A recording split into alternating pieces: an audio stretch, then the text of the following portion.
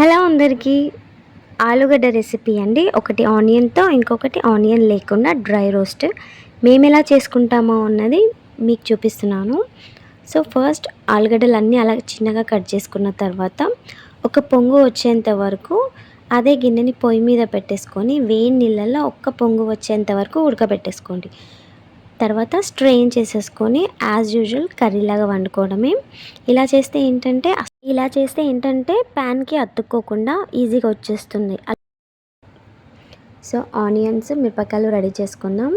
నేను with onions, without onions కాబట్టి 2 fans పెట్టుకున్నానండి. మా చిన్నోడికి ఆలుగడ్డ అంటే ఫస్ట్ వట్టి డ్రై రోస్ట్ చాలా ఇష్టం. సో, వాని కోసమని ఎప్పుడు అలా చేస్తూ ఉంటాము.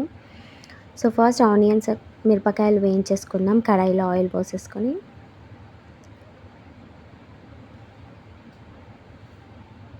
సో, ఇంకో పక్క ఆయిల్ వేసుకున్నాను కదా, అది హీట్ అయింది. ఆలుగడ్డలు వేసుకుందాం. అలా కొన్ని కట్ చేసుకున్న వాటిల్లో కొన్ని అలా వేడి నీళ్ళల్లో మనం ఉడకబెట్టుకున్నాం కాబట్టి అస్సలు అతుక్కోవండి. స్టీల్ ప్యాన్ అయినా అతుక్కోవు, అల్యూమినియం అయినా అతుక్కోదు. సో, ఆనియన్స్ వేగాక పసుపు వేసుకున్నాను.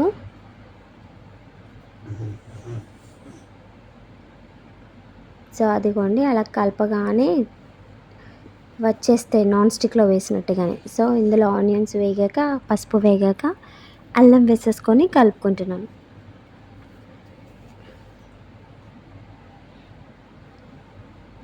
సో, వాటిని పక్కన డ్రై రోస్ట్వి అప్పుడప్పుడు తిప్పేసుకుంటూ ఉండాలి. కలుపుతూ. మిగిలిన ఆలుగడ్డలన్నీ ఈ ఆనియన్ దాంట్లో వేసేసుకున్నాను. సాల్ట్ వేసేసుకొని వితౌట్ క్యాప్ అడుగు అంటకుండా అప్పుడప్పుడు కలుపుతూ లాస్ట్ వరకు కలుపుకుంటూనే ఉందాం, గ్యాప్స్ ఇచ్చుకుంటూ.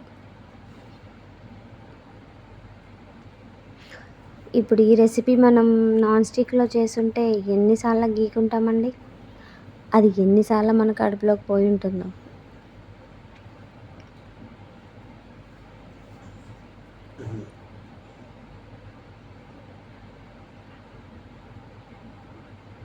సో, అలా సరాతం, మేమైతే సరాతం అంటామండి.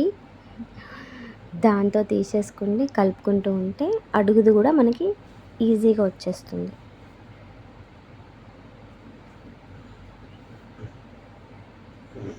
సో, గ్యాప్స్ ఇచ్చుకుంటూ కలుపుకుంటూ ఉండాలి. సో, అందులో పసుపు, కారం, ఉప్పు వేసేసుకున్నానండి డ్రై రోస్ట్కి.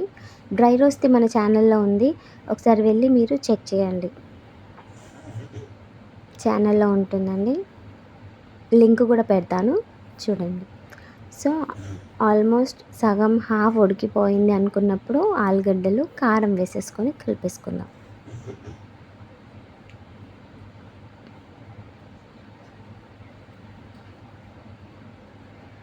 సో, కర్రీ దగ్గర పడుతుంది.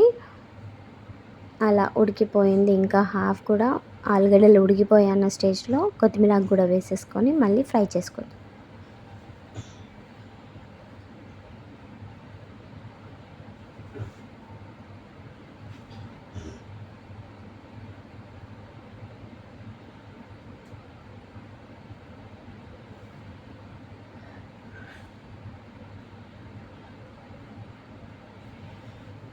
సో, అలా కలిపేసుకొని కాసేపు అలాగే ఉంచేసి వదిలేస్తే అడుగుది కూడా మనకి ఈజీగా వచ్చేస్తుంది. వెంటనే వేడి మీద తీయకుండా కొంచెం గ్యాప్ ఇచ్చేసి తర్వాత సర్వింగ్ బౌల్‌లో తీసుకోండి. థ్యాంక్స్ అండి.